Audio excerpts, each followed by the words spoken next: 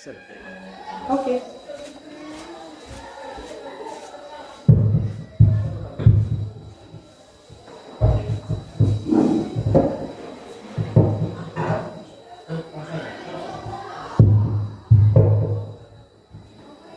Oke, baik.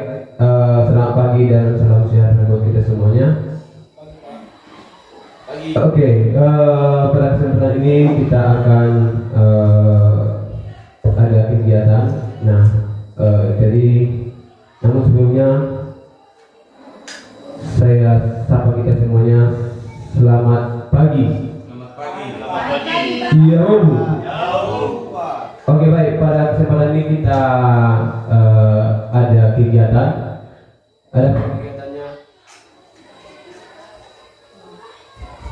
Ya, ada pun kegiatannya yaitu kegiatan diseminasi budaya positif. Program guru penggerak yang dibawakan oleh Bapak Juliansyah Sejahtera Sembiring Esprit sebagai calon guru penggerak angkatan 10 dari sekolah kita SMP Negeri 2 Nawalusiwa. Jadi kami dari selaku pimpinan di SMP Negeri 2 Nawalusiwa ini mendukung kegiatan ini bisa berjalan dengan baik dan lancar. Dan kami juga mengharapkan untuk kegiatan ini kepada Bapak Ibu yang hadir pada kesempatan ini agar dapat menyimak dan mengikuti kegiatan ini dengan baik. Jadi mungkin itu saja yang bisa saya sampaikan. Saya ucapkan terima kasih. Selamat pagi. Selamat pagi, Pak. Baik, terima kasih yang saya ucapkan kepada Bapak Kepala Sekolah, dalam hal ini diwakili oleh Bapak Wakil Kepala Sekolah.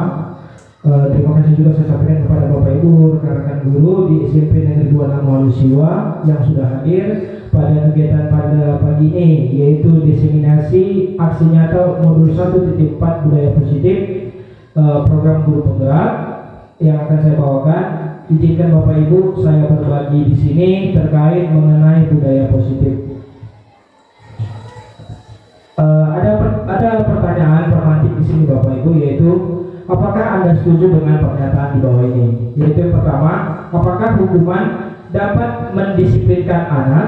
Yang kedua, apakah pemberian hukuman dengan hal positif seperti membaca atau membersihkan halaman sekolah dapat meningkatkan disiplin anak? Dan yang ketiga, memberikan penghargaan dapat meningkatkan motivasi belajar anak. Jadi mungkin dari tiga ini kita bisa menjawab dalam hati kita Bapak Ibu, bagaimana kira-kira pertanyaan ini, apakah kita setuju? Ya, karena nanti terkait budaya positif kita akan menyepakati yang namanya keyakinan kelas atau keyakinan sekolah kita ke depannya. Jadi selanjutnya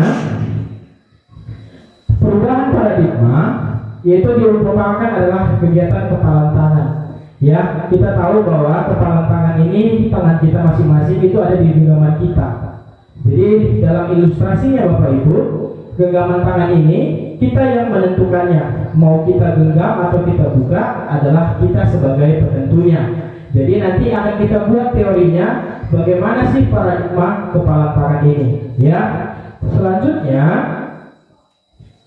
perubahan paradigma dengan teori kontrol. Ya, jadi Bapak Ibu yang menjadi kontrol di sekolah ini atau di sekolah kita ini adalah Bapak Ibu guru. Ya, pertama ilusi guru mengontrol murid. Yang kedua, ilusi bahwa kritik dan membuat orang merasa bersalah dapat menguatkan karakter. Yang ketiga, ilusi bahwa semua perbuatan positif efektif dan bermanfaat. Dan yang keempat, ilusi bahwa orang dewasa memiliki hak untuk memaksa. Jadi dari yang paradigma yang ini kita akan coba membuat suatu paradigma baru tentang bagaimana sih sebenarnya ilusi kontrol itu yang sebenarnya dilakukan di sekolah-sekolah, khususnya di sekolah kita ke depannya. Selanjutnya, di sini sebenarnya Bapak Ibu ada yang namanya stimulusnya atau rangsangannya mengenai teori kontrol. Yang pertama, kita mencoba mengubah orang agar berpandangan sama dengan kita. Itu stimulusnya, rangsangannya. Tetapi teori kontrol yang benarnya adalah kita harus berusaha memahami dan pandangan orang lain tentang dunia ini. Lalu yang kedua, stimulus respon yang kedua yang terjadi, yaitu adalah bahwa perilaku buruk dilihat sebagai suatu kesalahan. Ya. Jadi sebenarnya teori kontrol yang benarnya adalah semua perilaku itu pasti memiliki tujuan dan alasan.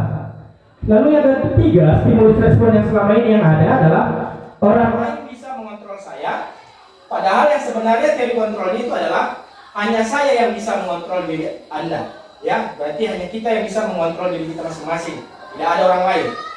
Dan yang keempat, stimulus respon yang selama ini, saya bisa mengontrol orang lain atau mengatur orang lain. Sebenarnya teori kontrol yang benar adalah Anda tidak bisa mengontrol orang lain. Ya. Yang kelima, pemaksaan ada pada saat bujukan gagal. Tetapi teori kontrol yang benar adalah kolaborasi dan konsensus menciptakan pilihan-pilihan baru. Artinya apa? Dengan adanya kolaborasi kita bisa menghasilkan hal baru yang lebih baik. Dan yang terakhir, stimulus respon yang terakhir adalah model berpikir menang atau kalah. Jadi dianggap semuanya adalah persaingan. Itu yang salah. Tapi yang benar adalah model berpikir untuk menang-menang. Artinya apa? Menang untuk bersama. Jadi tidak ada kita mencari yang siapa yang paling hebat dan siapa yang paling benar, tapi kita mencari pola berpikir untuk sama-sama kita menang untuk bawa nama baik sekolah kita. Itulah Bapak Ibu stimulus respon untuk teori kontrol yang sebenarnya. Jadi paradigma yang lama itu kita akan coba pelan-pelan untuk merubahnya untuk lebih baik. Butuh proses memang Bapak Ibu, tapi kedepannya akan kita coba. Selanjutnya ada yang namanya nanti Bapak Ibu kita dengar adalah disiplin positif. Ya, disiplin positif yang dimaksud di sini adalah teori kontrol yang disampaikan oleh Dr. William Glasser, ya, seorang ilmuwan. Dia mengatakan bahwa semua perilaku memiliki tujuan. Tadi sudah disampaikan. Lalu model berpikir menang-menang dan kolaborasi dan konsensus menciptakan pilihan baru. Tadi juga disampaikan teori kontrol tadi. Lalu yang terakhir adalah realitas kebutuhan kita berbeda. Jadi itu tadi makanya tidak bisa kita mengatur orang lain, tidak bisa kita mengontrol orang lain. Siapapun kita, punya jabatan ataupun tidak, kita hanya bisa mengontrol diri kita sendiri. Lalu selanjutnya setiap orang memiliki gambaran berbeda. Artinya Bapak Ibu bahwa kita di sini punya masing-masing tujuan ataupun pola pikir, pola mengajar yang sama, berbeda, tetapi dengan tujuan yang sama. Lalu yang pertama tadi Bapak Ibu dari semua perilaku memiliki tujuan itu memiliki yang namanya teori motivasi. Nanti akan kita lihat juga di slide berikutnya bahwa disampaikan di situ.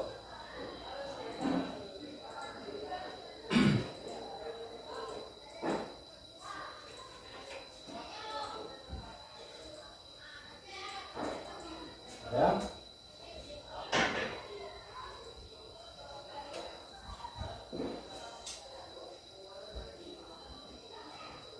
Bahwa disampaikan di situ untuk teori motivasi ada yang namanya untuk menghindari hukuman, untuk mendapatkan imbalan, dan ketiga adalah untuk menghargai diri sendiri. Jadi sebenarnya untuk Bapak Ibu teori motivasi untuk perubahan paradigma itu adalah yang ketiga yang kita pakai, bukan yang pertama dan kedua. Kenapa? Karena yang pertama kedua inilah yang selama ini terjadi. Contohnya bagaimana itu Pak? Seseorang kalau kita waktu masih kecil atau anak sekolah sekarang ingin mendapatkan yang namanya penghargaan itu apabila dia melakukan suatu namanya prestasi. Jadi sebenarnya siswa itu berpikir nanti kalau saya berprestasi pasti dapat hadiah, dapat penghargaan. Kalau saya buat kesalahan maka saya dapat hukuman. Itulah paradigma yang selama ini. Jadi tidak berdasarkan motivasi yang di dalam dirinya, yaitu untuk menghargai diri sendiri. Ya, jadi itu yang akan pelan-pelan kita akan rubah bahwa pemberian penghargaan ataupun pemberian hukuman seharusnya Bapak Ibu tidak boleh lagi dilaksanakan di satuan pendidikan. Ya, jadi berbentuk apa dia Pak? Itu nanti akan kita lihat gambarannya. Lalu selanjutnya Bapak Ibu ada 5 posisi kontrol. Ini yang kita nanti akan kita jawab masing-masing dalam diri kita. Yang pertama, posisi kontrol seorang guru itu adalah sebagai penghukum. Ya, jujur Bapak Ibu pribadi, saya sebelumnya pada saat sebelum mengenal yang namanya program guru penggerak, saya adalah tipe guru yang memiliki posisi kontrol yang pertama, yaitu penghukum. Siswa salah, saya hukum. Siswa tidak mengerjakan tugas, saya hukum. Yang kedua, pembuat rasa bersalah. Saya juga pernah di posisi kontrol yang kedua, pembuat rasa bersalah. Artinya apa? Saat siswa melakukan kesalahan, saya terus mempertanyakan dia, menjatuhkan dia sehingga membuat motivasinya menjadi jatuh. Dia merasa paling bersalah di dalam kelas. Lalu yang ketiga Bapak Ibu adalah posisi kontrol teman. Ini mungkin kadang-kadang kita bisa bersifat sebagai teman pada siswa. Tapi apakah itu baik apa tidak? Nanti akan kita buka. Lalu yang keempat adalah posisi guru sebagai pemantau. Nah, ini adalah biasanya seorang guru yang sifatnya hanya melihat dari jauh, memberikan kritik-kritik tanpa memberikan solusi. Dia hanya memantau-mantau aja. Oh, si anu begini, si anu begini, siswa itu begini, guru itu begini. Itu adalah guru tipe yang namanya posisi kontrol pemantau. Lalu yang terakhir Bapak Ibu sebagai manajer. Inilah yang diharapkan untuk kita semua Bapak Ibu. Posisi kelima lah yang kita harapkan. Bagaimana caranya itu Pak? Bagaimana apanya? Nanti akan kita lihat di slide berikutnya. Lalu selanjutnya Bapak Ibu, ada di sini adalah 5 dasar kebutuhan manusia. Jadi dari paradigma yang selama ini sebenarnya ada alasannya kenapa mereka berpikir seperti itu. Yaitu apa yang pertama? Kebutuhan dasar manusia itu adalah bertahan hidup. Ya. Lalu yang kedua adalah penguasaan, ingin menguasai. Kita perhatikan siswa, kadang ada yang lebih lebih over protektif dia atau over masak lah dibilang. Itu ada, kadang dia merasa ingin menguasai kelasnya. Lalu ada yang tipe dan kebutuhan dasar manusia yang butuh kasih sayang dan rasa diterima. Ini biasanya siswanya yang agak-agak butuh kasih sayang Bapak Ibu. Dia kalau nggak dibujuk, nggak dirayu, nggak mau ngomong, nggak mau menceritakan apa kendala masalah dia. Itu harus kita ketahui kebutuhan itu Bapak Ibu. Lalu ada juga yang kebutuhannya sebagai kesenangan. Ini biasanya adalah siswa yang sering usil, sering mengganggu temannya. Ya, dia senang mengganggu temannya supaya ada temannya untuk bermain. Nah, itulah tipe-tipe siswa atau kebutuhan dasarnya. Lalu yang terakhir adalah kebebasan. Inilah siswa yang mungkin sering kita jumpai yang agak kalau dikategorikan adalah bandel. Kenapa? Dia ingin merasa bebas, tidak ada yang mengatur dia. Dia mau buat salah, tidak ada yang menghukum. Dia mau buat benar, tidak ada yang menghargai dia. Dia mau ngapain, terserah dia. Artinya dia merasa ingin bebas, tidak terkekang, tidak ada aturan dalam kehidupan dia. Itulah yang nanti akan kita temukan Bapak Ibu di dalam materi yang hari ini. Di mana sebenarnya dari yang saya sampaikan sudah terjadi sebenarnya di dalam kehidupan kita selama kita mengajar, mengenali siswa itu. Semuanya ada. Ya. Jadi selanjutnya Bapak Ibu kita masuk yang langsung pertama materinya mengenai kata disiplin. Disiplin itu kalau dari bahasa Latinnya adalah disiplina, yang artinya belajar. Ya, lalu makna asal kata ini berasal dari konotasi yang namanya disiplin diri. Ya, dari Socrates dan Plato. Lalu disiplin diri itu menggali potensinya menuju sebuah tujuan yang akan dia hargai. Lalu yang terakhir, namun dalam budaya kita, makna kata disiplin telah berubah menjadi sesuatu yang dilakukan seseorang pada orang lain untuk mendapatkan kepatuhan. Ya, kepatuhan ini sama seperti kalau kita melihat di jalan raya, kita pakai helm itu karena kita takut ditilang. Nanti kita patuh pada peraturan yang dibuat oleh polisi lalu lintas. Padahal sebenarnya kalau kita sadari itu adalah gunanya helm untuk yang namanya menyelamatkan diri kita apabila terjadi kecelakaan. Lalu yang selanjutnya, kecenderungan umum adalah menghubungkan kata disiplin dengan ketidaknyamanan. Bukan dengan apa yang kita hargai atau pencapaian suatu tujuan mulia. Jadi Bapak Ibu, makna disiplin ini sebenarnya dasarnya adalah belajar, tetapi berjalannya waktu, berjalannya zaman, berkembang sehingga timbul di lingkungan masyarakat kita adalah mendapatkan kepatuhan, supaya kita patuh. Sebenarnya bukan itu yang diminta di sini nantinya, ya. Oke, selanjutnya adalah nilai-nilai kebajikan universal. Di sini nanti Bapak Ibu kalau nilai-nilai kebajikan ini sifat positif manusia yang merupakan tujuan mulia yang ingin dicapai setiap individu. Nilai-nilai itu nanti ada 5. Pertama mandiri, ada 6, yaitu adalah profil pelajar Pancasila, yaitu beriman bertakwa, mandiri, bernalar kritis, berketindakan global, dan bergotong royong serta kreatif. Ini sudah kita coba di dalam kurikulum kita. Jadi nilai-nilai inilah yang akan kita coba kembali merubah paradigma yang lama menjadi paradigma baru, termasuk dalam nilai-nilai kebajikan. Ada 6, yaitu di profil pelajar Pancasila. Oke, sudah, yang tadi sudah. Sekarang ini deh Bapak Ibu. Menurut Ibu Primary Years program untuk anak ini, sikap murid itu ada 1, 2, 3, 4, 11. Ya. Yaitu toleransi, rasa hormat, integritas, mandiri, menghargai, antusias, empati, keingintahuan, kreativitas, kerjasama, percaya diri, dan komitmen. inilah yang sebenarnya harus dimiliki anak. Jadi inilah sebenarnya Bapak Ibu, ada sikap murid yang harus kita bentuk supaya yang namanya paradigma baru di sekolah kita perlahan-lahan akan terbentuk menjadi lebih baik, ya. Termasuk rasa hormat, menghormati teman, menghormati guru, menghargai teman, menghargai guru. Ada yang namanya rasa kreativitasnya, ada kerjasamanya di dalam kelas. Itulah yang harusnya dimiliki oleh sikap murid. Lalu untuk selanjutnya ada 9 karakter. Ya, ini juga tentang pendidikan. Sama, sinergi dia dengan yang tadi, dengan sikap murid. Yaitu yang pertama adalah pilarnya cinta Tuhan dan segenap ciptaannya, kemandirian, tanggung jawab, kejujuran, diplomatis, hormat pada hormat dan santun, dermawan, percaya diri, kepemimpinan, baik dan rendah hati serta toleransi, kedamaian dan kesatuan. Jadi ini pilarnya Bapak Ibu untuk mencapai yang namanya sikap murid tadi. Sampai di sini dulu Bapak Ibu untuk yang namanya disiplin. Sebelum kita masuk ke hukuman tadi masalah konsekuensi, nanti akan saya kasih kesempatan Bapak Ibu untuk sesi tanya jawab. Jadi sejauh ini Bapak Ibu, inilah dulu dasarnya untuk bagaimana kita merubah paradigma atau kebiasaan lama menjadi suatu paradigma baru atau kebiasaan baru secara perlahan-lahan. Sebelum itu Bapak Ibu, saya akan coba putarkan satu buah video untuk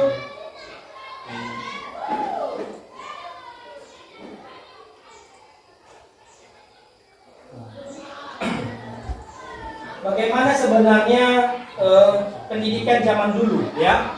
Yang mungkin kita memang sudah ada di sini yang sudah apa? Kita coba pendidikan zaman dulu. Bagaimana sih pendidikan zaman dulu itu? Mudah-mudahan jaringannya bagus. Sudah coba gini Pak ya? Sudah. Saya tidak mengenal ya. Baik Bapak Ibu, kita akan coba sama-sama saksikan yaitu bagaimana sebenarnya pendidikan di zaman kolonial. Kita sama-sama simak video berikut ini.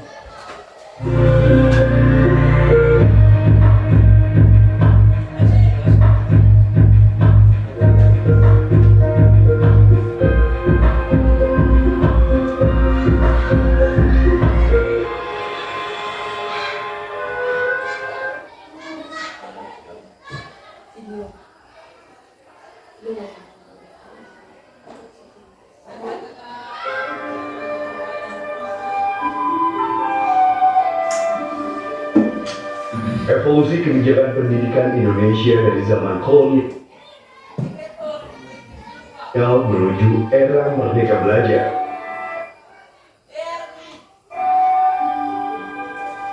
Hai teman SMA, kali ini kita akan membahas tentang evolusi kebijakan pendidikan nasional dari zaman kolonialisme sampai dengan era merdeka belajar saat ini. Pada podcast sebelumnya, telah dibahas bagaimana Ki Hajar Dewantara telah meletakkan dasar-dasar pemikiran pendidikan yang menginspirasi lahirnya kebijakan Merdeka Belajar.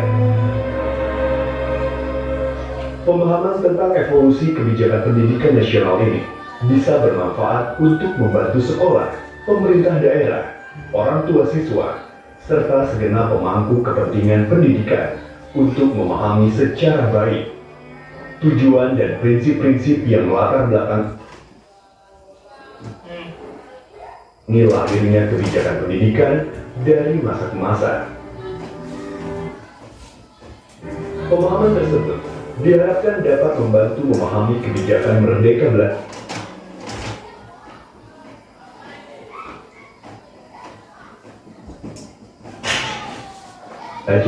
dan apa yang harus kita lakukan untuk mengimplementasikan kebijakan Merdeka Belajar. Mari kita mulai.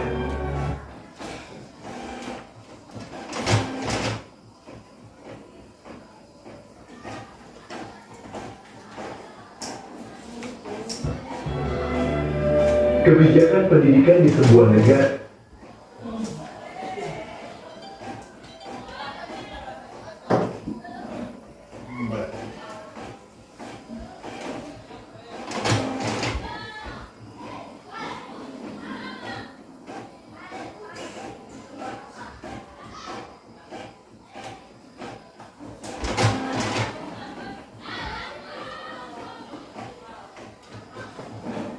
dibentuk oleh pemerintah berdasarkan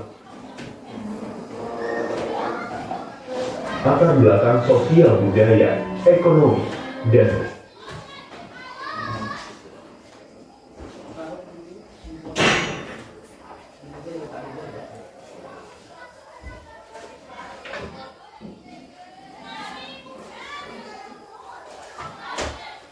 politik. Di Indonesia,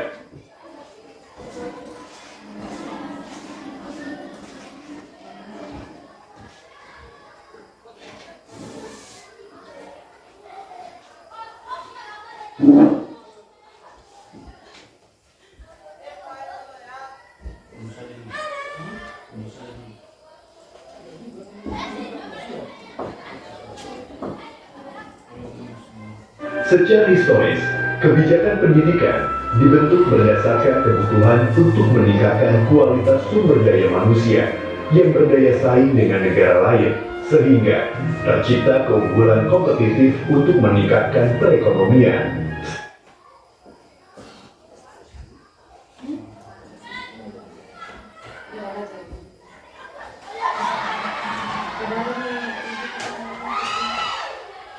Serta menjaga stabilitas sosioekonomi, politik pun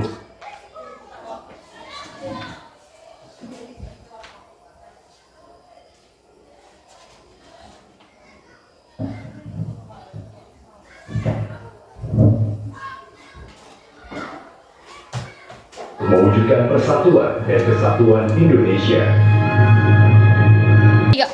Oke, baik Bapak Ibu, untuk menghilangkan rasa jenuh kita coba dulu ice breaking. Mohon nanti Bapak Ibu kita berdiri semua. Kita akan coba ice breaking sejenak. Kita mulai.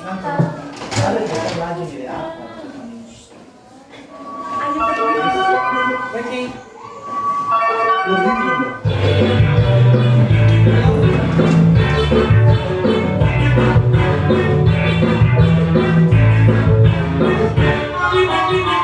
Tangan diputar-putar bertepuk tangan. Tangan diputar-putar riang lagahu. Tangan diputar-putar riang lalu. Digoyang-goyang, digoyang-goyang, digoyang-goyang. Tangan diputar-putar bertepuk tangan. Tangan diputar-putar riang lagahu. Tangan diputar-putar riang lalu. Digoyang-goyang, digoyang-goyang, digoyang-goyang. Diputar-putar, diputar ke atas. Diputar-putar, diputar ke bawah. Diputar-putar, diputar ke kanan. Diputar-putar, diputar ke kiri.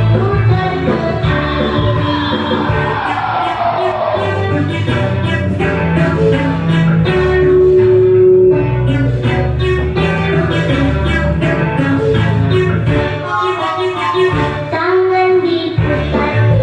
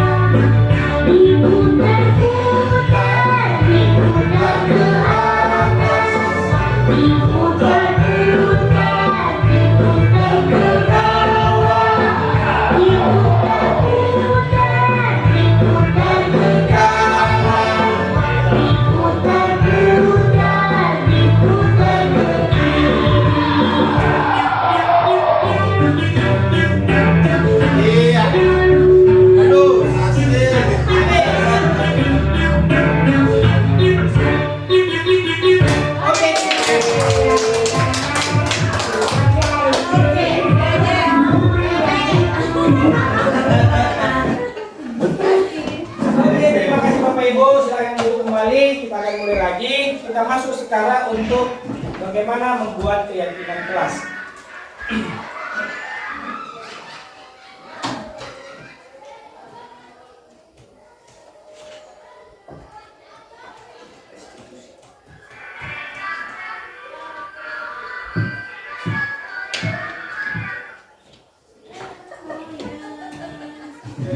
Oke, baik Bapak Ibu, kita akan mulai sedikit lagi, yaitu sudah tadi tentang paradigma, tentang bagaimana filosofi Ki Hajar Dewantara. Kita akan masuk bagaimana sih sebenarnya membuat keyakinan sekolah atau keyakinan kelas. Kita akan mulai dari keyakinan kelas dulu. Maka Bapak Ibu, untuk membuat suatu keyakinan, kita ada sedikit pertanyaan pemantiknya. Mengapa tidak peraturan saja? Mengapa harus keyakinan kelas? Tadi sudah disampaikan pada saat materi sebelumnya Bapak Ibu, kita menghindari yang namanya peraturan. Kenapa? Peraturan atau disiplin yang memaksa itu akan membuat hanya sebatas kepatuhan. Jadi patuh itu artinya rasa takut supaya tidak dihukum. Gitu dia ya. Jadi kita coba membuat suatu keyakinan kelas. Yaitu pertama, mengapa kita memiliki peraturan harus menggunakan helm bila mengendarai kendaraan roda 2? Tadi sudah saya sampaikan bahwa kita memakainya karena takut ditilang oleh Bapak polisi, bukan karena kita merasa sadar bahwa itu adalah untuk menjaga keselamatan kita. Lalu yang kedua, mengapa kita memiliki peraturan 3M? Menggunakan masker, mencuci tangan, menjaga jarak 1,5 meter. Ya, itu waktu pada saat zaman COVID kemarin. Lalu yang ketiga, mengapa kita memiliki peraturan harus datang tepat waktu pada saat mengikuti pelatihan? Ya, itu adalah suatu kepatuhan supaya kita tidak malu, supaya kita tidak dihukum. Ya, padahal sebenarnya itu adalah membentuk suatu kesadaran.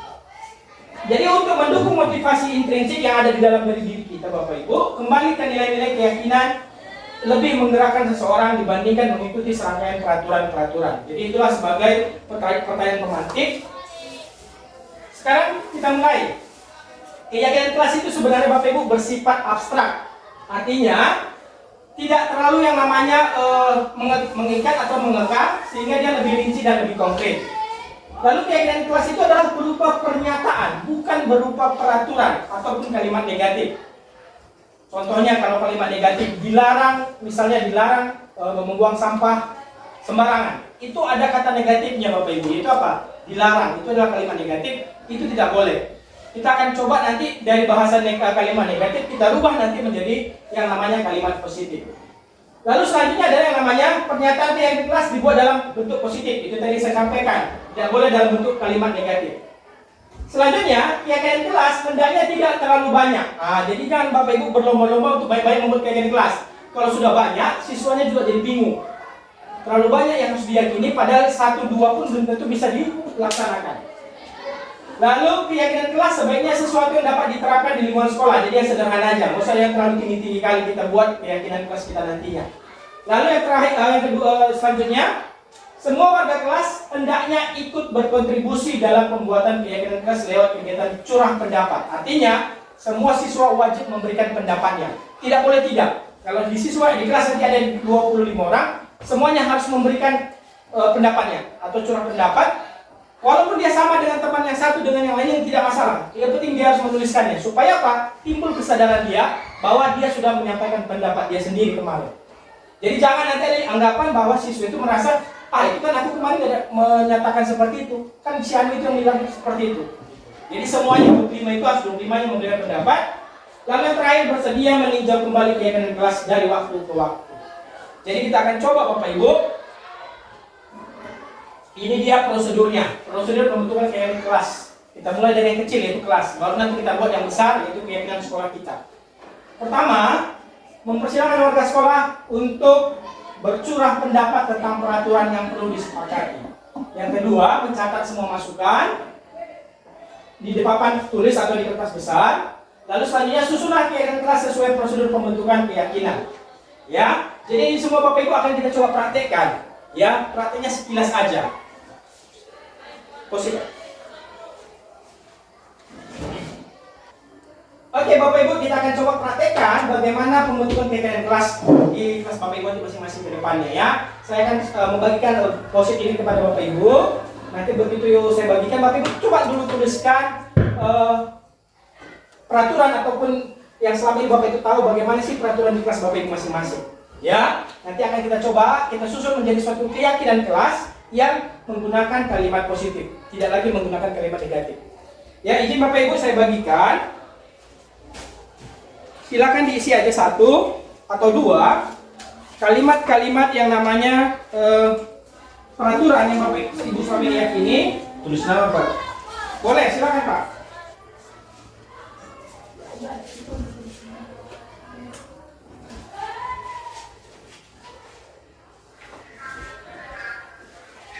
Saya juga. Boleh Pak, satu biar kami lihat. Oke, coba silakan Bapak Ibu diisi yang selama ini kita ada di kelas ataupun wali kelas ataupun yang kita tahu kita dengar, kita akan coba menyusunnya menjadi satu kalimat positif.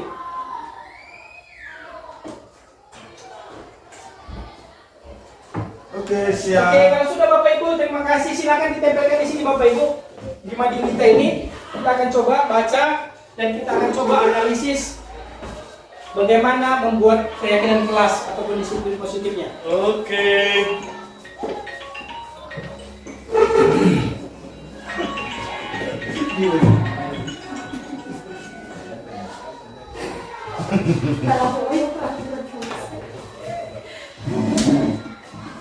Oke. Ayam.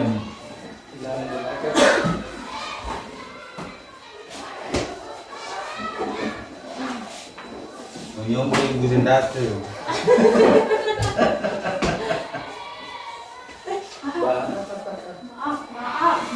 Dilarang makan di kelas misalnya boleh ya. Jadi mungkin selama ini tidak dengan familiar. Oke, sudah semua Bapak Ibu? Satu lagi Pak. Ya. Kita akan coba Bapak Ibu, mungkin ini akan kita coba kita telah menjadi suatu kalimat positif dan nanti akan menjadi suatu keyakinan kelas. Jadi nanti di Bapak Ibu di kelas juga melakukan hal yang sama ya. Jadi kita anggap Bapak Ibu, inilah jumlah siswa kita, inilah jumlah siswa yang sudah mencurahkan pendapatnya masing-masing satu orang satu di dalam kertas dan ditempelkan di papan. Kita akan coba sebagai Bapak Ibu guru menelaahnya atau membacakannya dan kita akan ubah apabila ada kesalahan menjadi harus kalimat positif. Yang pertama di sini adalah dari siswa Hasrat, yaitu dilarang memaki, ya misalnya. Lalu ada di sini dilarang datang terlambat, ada juga dilarang terlambat masuk ke kelas, dilarang membawa barang tajam di sekolah, dilarang datang terlambat, dilarang berbicara dengan teman saat belajar, dilarang ribut, dilarang terlambat, tidak boleh mengganggu teman, dilarang menyontek, bekerja sama saat diskusi atau untuk mengerjakan tugas. Bagus Bapak Ibu, terima kasih. Jadi kalau saya perhatikan Bapak Ibu, masih banyak di situ kita temukan adalah kalimat negatif. Apa itu kalimat negatif Pak? Kalimat yang ada yang namanya kesannya adalah kita harus memerintah. Kalau dibilang dilarang itu adalah kesannya memerintah Bapak Ibu ya. Jadi kalau gitu kita akan mencoba, ini adalah suatu keyakinan kelas. Dari 8 yang ada, kita akan coba menjadikan keyakinan kelas yang satu, yang sama-sama kita yakini, dengan kalimatnya harus pertama kita rubah dulu. Jadi contohnya Bapak Ibu, di sini ada dibuat di sini misalkan kita ambil dilarang datang terlambat. Kira-kira bahasa ataupun kalimat positif yang baik yang memiliki makna yang sama dengan dilarang datang terlambat apa kira-kira? Mungkin dari Bapak Ibu. Ya, silakan. Datang tepat waktu. Ya, datang tepat waktu ke sekolah. Jadi dilarangnya tidak ada lagi. Artinya itu adalah keyakinan kelas kita. Sudah dalam bentuk kalimat positif. Datang tepat waktu di sekolah. Bagus. Yang lain, kira-kira Bapak Ibu, misalnya datang dilarang mencontek. Kira-kira apa bahasa yang kalimat positifnya? Yaitu mengerjakan tugas secara mandiri. Tidak ada lagi kalimat negatif Bapak Ibu. Sehingga adalah timbul kesadaran kita bahwa keyakinan kelas itu bukan lagi adalah suatu peraturan yang membuat siswa menjadi patuh, tetapi membuat siswa menjadi sadar bahwa mengerjakan tugas itu harus mandiri atau datang ke sekolah itu harus tepat waktu. Satu lagi saya ambil contohnya, misalkan di sini ada dilarang ribut di kelas. Nah, ini sering terjadi. Kira-kira apa kita buat kalimat positifnya Bapak Ibu? Sama hal tadi ada dilarang mengganggu temannya atau berbicara dengan teman, itu sama. Jadi kita bisa rubah itu, kita pandu siswa untuk membuat kalimat positifnya. Itu misalnya menjaga ketertiban kelas. kelas. Ya, artinya apa? Tertib di kelas. Tidak ada lagi yang namanya dilarang ribut atau dilarang mengganggu teman, dilarang berbicara dan sebagainya. Jadi kita rubah konotasi negatif menjadi kalimat Positif. Jadi itu Bapak Ibu, dari sudah bentuk kalimat positif, maka itulah dari 8 ini tadi apabila ada kemiripan kita gabungkan menjadi satu. Jadi seolah-olah di sini ada 8, saya lihat tadi ada yang mirip pada 3, maka dalam kelas kita itu menjadi ada 5 lah keyakinan kelasnya. Tidak usah lagi tambah-tambahin. Kenapa? Karena itu sudah curahan pendapat dari siswa di kelas itu. Begitu nanti Bapak Ibu masuk di kelas B, kok beda keyakinan kelasnya? Ya beda, karena pemikiran mereka kan berbeda Bapak Ibu. Tetapi itu hasil keyakinan kelasnya. Jangan kita samakan antara kelas A dengan kelas B. Makanya dibilang siswa itu berbeda-beda cara berpikir mereka. Yang mereka pikirkan itulah yang kita terima Bapak Ibu. Jangan kita menentukan. Jangan kita, Nogu, kamu harus membuat ini ya, keyakinan kelas kita. Jangan. Biarkan mereka sendiri yang membuatkan pendapatnya. Kita hanya mengarahkan. Yang negatif kita ubah positif, sehingga itulah jadi keyakinan kelas kita nanti. Jadi itu Bapak Ibu untuk cara kita bagaimana memperhatikan membuat keyakinan kelas ke depannya di sekolah kita. Setiap kelas ada keyakinannya. Ya. Oke, selanjutnya Bapak Ibu sampai di sini. Ada yang punya kelas di sini. Kira-kira ada mau ditanyakan Bapak Ibu, silakan.